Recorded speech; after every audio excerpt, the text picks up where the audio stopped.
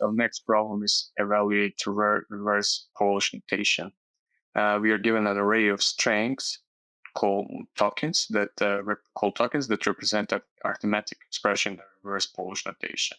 And just for simplicity, so this is a basic expression.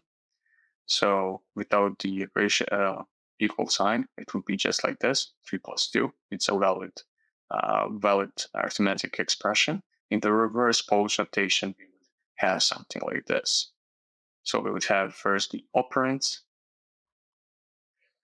the thing that we are applying the operation to, and then we will have the operation, which in this case is plus. So we have to evaluate the expression and return the integer that represents the value of the expression. So we have to basically, if you have 3, 2 plus, the evaluation of the expression will be 5, because we will just add up these two numbers. So the valued operators are the plus, minus, the multiplication, and the division for this problem. Each operand may be an integer or another expression. The division between two integers is always truncated towards 0. There will not be any division by 0, so we know that we will not have any exceptions. The input represents a valid arithmetic expression in reverse Polish notation, so we know that we don't have to check for the validity of the input. We don't have to sanitize; it's always a valid expression. The answer and all the intermediate calculation can be represented in a 32-bit integer, so we don't have to be worried that we will cross the range from the minimum value of integer to the maximum value of integer. Now let's go to an example. Right here we have 2, 1 plus, then we have 3, and then we have the multiplication. So the first operation that we have is plus, and it will be applied to the first two operands. In this case, it's 2 plus 1. So as you can see, this is the order of the execution. And so we will apply the operation plus to 2 and 1. Next, we have the number 3, and then we have the multiplication. For the multiplication, we will our second operand, in this case, is 3, and our first operand is the intermediate result of this operation, which in this case is 2 plus 1. So it will be 2 plus 1, which is equal to 3, and then 3 times 3 is equal to 9. In the next example, we have 4, 13, 5, and then we have division. So division will be applied to the last two numbers. In this case, 13 and 5. 13 and 5 is integer division, always truncated to 0. So it will be 13 divided by 5, it will be 2. And then we will apply the plus operation, the addition, to the intermediate result of this operation with our first operand, which in this case is 4. So it will be 4 plus 2, which is equal to 6. Now, if we move to the more complex example, we will see that here we will have first a bunch of numbers, and our first operation is 9 is plus. It's applied to 9 and 3, and as you can see here, we have these brackets, so the order of execution will be kept as it is because of all the brackets and the order of operations. Next, we have the multiplication, so it will be applied to the intermediate result of 9 plus 3, but also to the second operand, which in this case is minus 11. Next, we have a bunch of other operations. In this case, we have first division. So division will be applied to the number 6, our first operand, and whatever we have as a result of this operation. So in this case, we will have 6 divided by whatever we have here. And then we will have multiplication, which will pair up our first operand with the intermediate result of this whole operation, which is 6 divided by, and then we have 9 plus 3 times minus 11.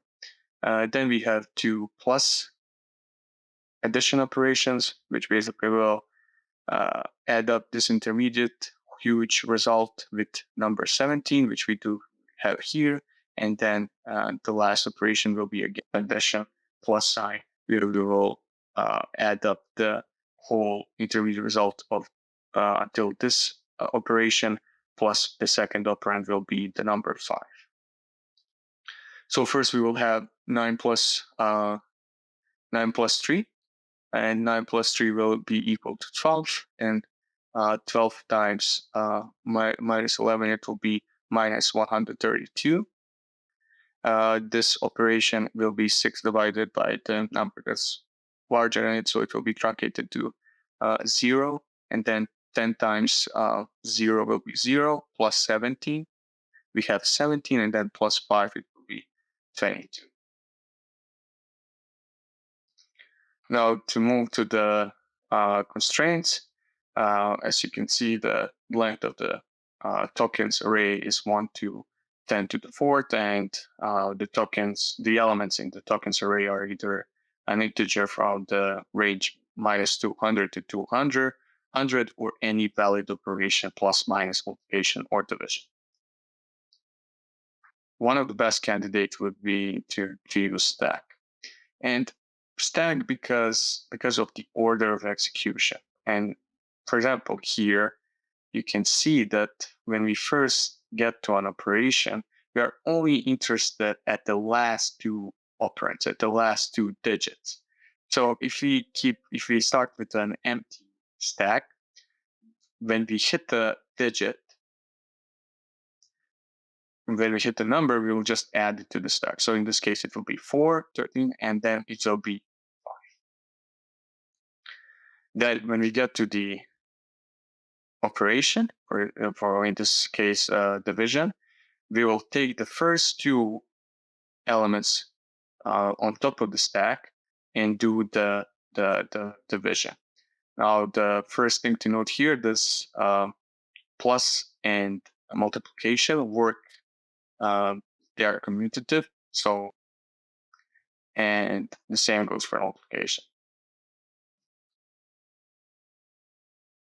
So, but for division, A divided by B, and it's not equal to B divided by A. So we have to take care of the first and second operand. We have to order them in the right way. So in this case, the number 13 was the first operand, and number 5 was the second. So it will be 13 divided by 5, which is 2, and we will push that back to our stack. So our stack will become this.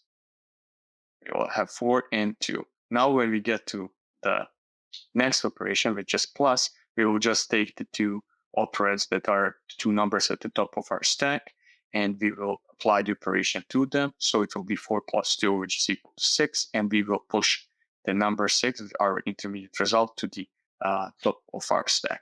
When we are done with when we traverse over the whole array, we will just return whatever is at the top of our array.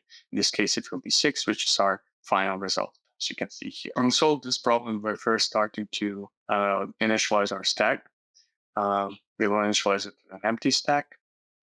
Then we will iterate over all the tokens inside the our input array, which is just an array of strings. If we face a plus sign as our string, as our token, we will just take the 2 operands that are at the top of the stack, we will pop them out, we will add them up, and then we will push them back. The result of the operation will be pushed back to the top of the stack.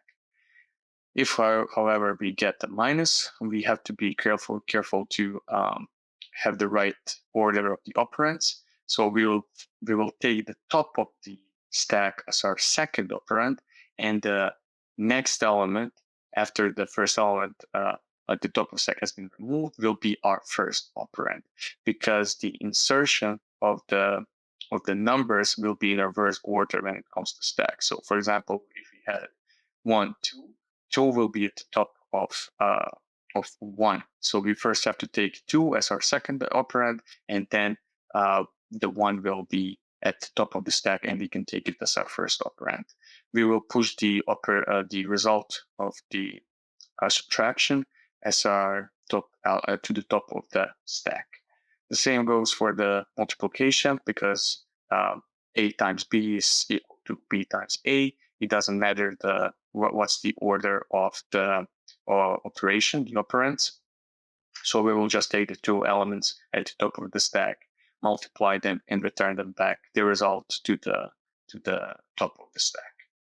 For the division, we have the same flow as for the subtraction. We'll just here to take care of the order of the operands, and then apply division and push the result to the end of the stack. Otherwise, we don't have an operation. We have a number, and in that case, we just parse it using integer parse int method, and we push it to the top of the stack to be used in the next operation that we face. After we have traversed all the tokens, we just pop the value that is at top of our stack as our final result.